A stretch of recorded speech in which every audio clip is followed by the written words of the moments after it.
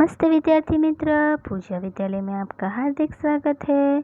कक्षा 4 विषय हिंदी प्रवेशिका, उसमें आज हम पाठ 10 जो है मैं हूँ उसका अभ्यास करते हैं। तो पढ़ते हैं हम। चित्र पहचानिए, पढ़िए और समझिए। यहाँ पे आपको चित्र पहचानना है, उसे पढ़ना है और समझना है। ठीक है, तो आप देख सकते हैं कि पहला चित्र कौन सा है। तो पहला चित्र है सिंह का। तो उसके सामने लिखा हुआ हम पढ़ते हैं, मैं सिंह हूँ सिंह छू। लोग मुझे जंगल का राजा कहते हैं। લોકો મને જંગલના રાજાના નામથી ઓળખે છે। मुझे देखकर सब डर जाते हैं। મને જોઈને બધા બી જાય છે। बराबर। आगे हम देखते हैं, दूसरा चित्र है जो है बाघ का। आप देख ही सकते हैं विद्यार्थी मित्र। उसके सामने हम वाक्य पढ़ते हैं, मैं बाघ हूँ बाघ छू। मेरे शरीर पर पट्टे हैं। मारा शरीर पर पट्टा छे। मैं जंगल में रहता हूँ जंगल में रहूँ छू।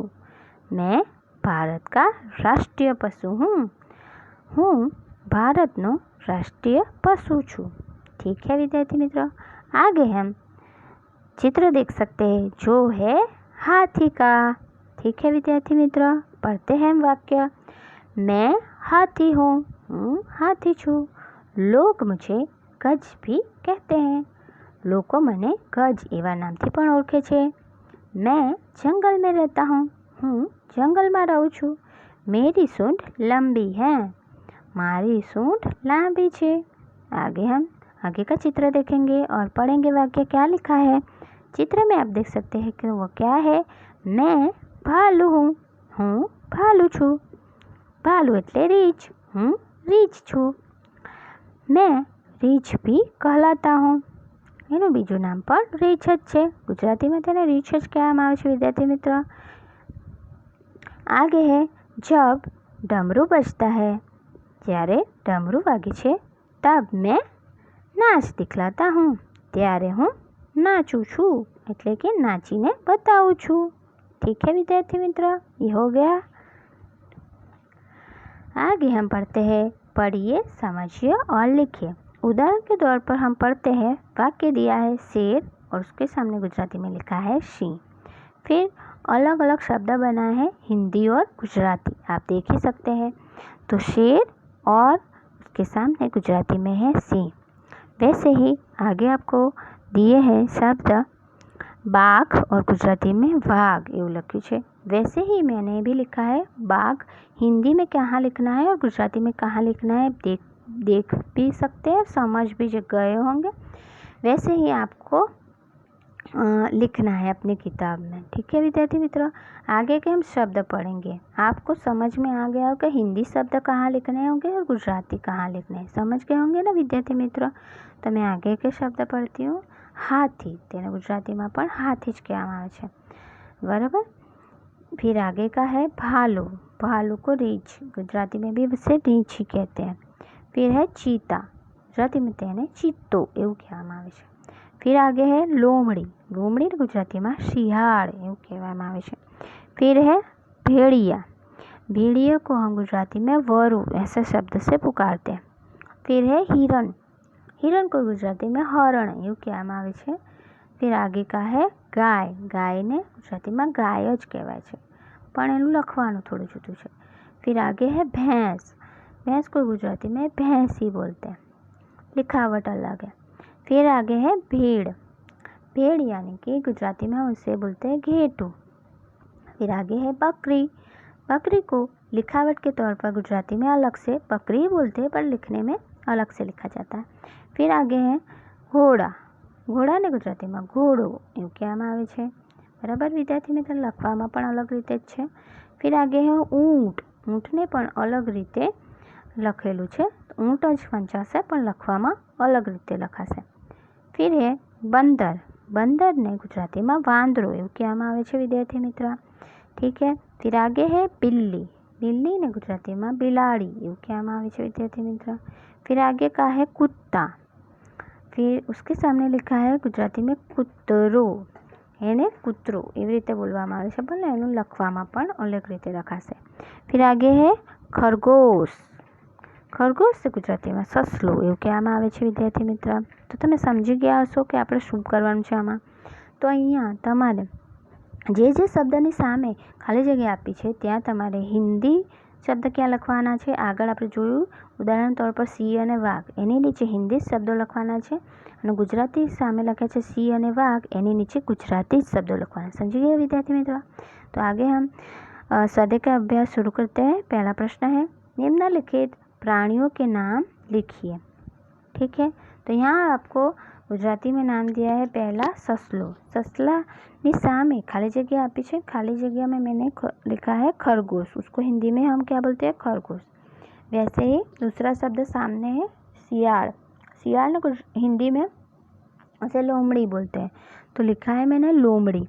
ठीक है, फिर गुजराती में आगे का शब्द है घेटू. घेटू ने हिंदी में कहवाय भेड़.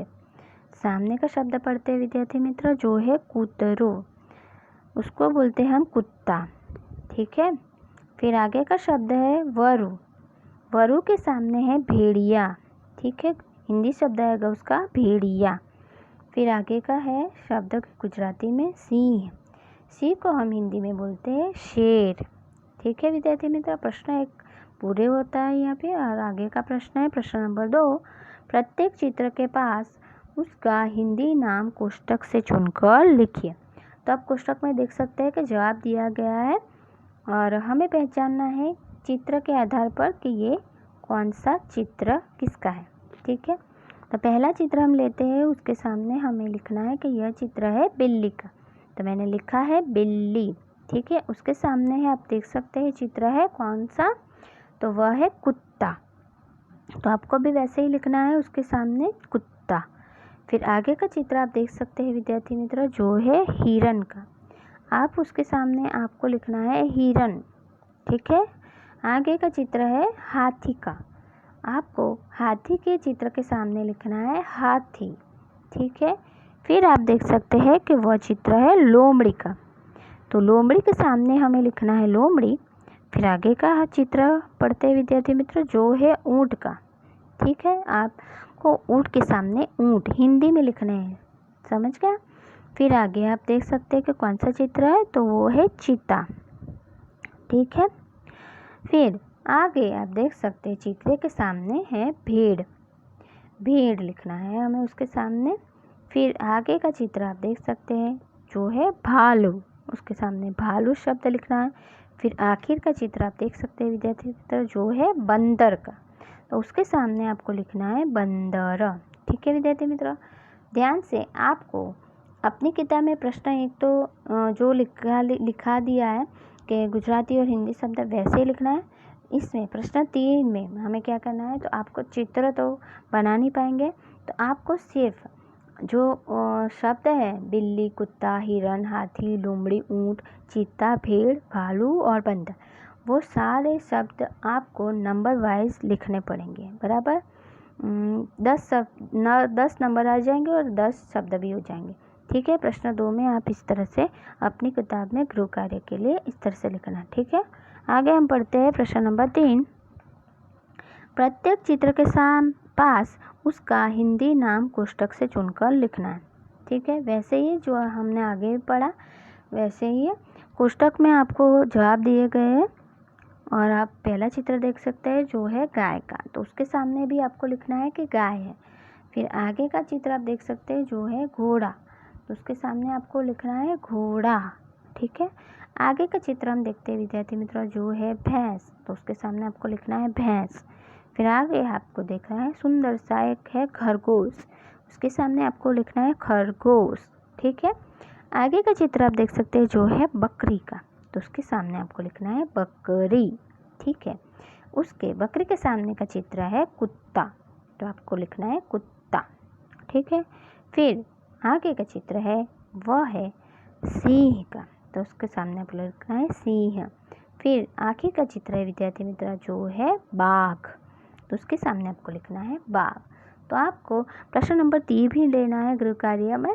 तो वैसे ही जैसे मैंने आगे कहा, जैसे ही 4 और 5 6 7 8 शब्द हो जाएंगे। ठीक है, तो 8 शब्द आपको लिखने हैं नंबर वाइज। गाय, घोड़ा, भैंस, खरगोश, बकरी, कुत्ता, सिंह और बाघ। वैसे ही आपको लिखना है, चित्र नहीं बनाना है, सिर्फ लिखना है शब्द। ठीक है, होमवर्क हो गया। प्रश्न नंबर 1, 2 और 3 ये गृह कार्य के लिए आपको लिखना पड़ेगा। विद्यार्थी मित्र समझ गए होंगे आप। ठीक है।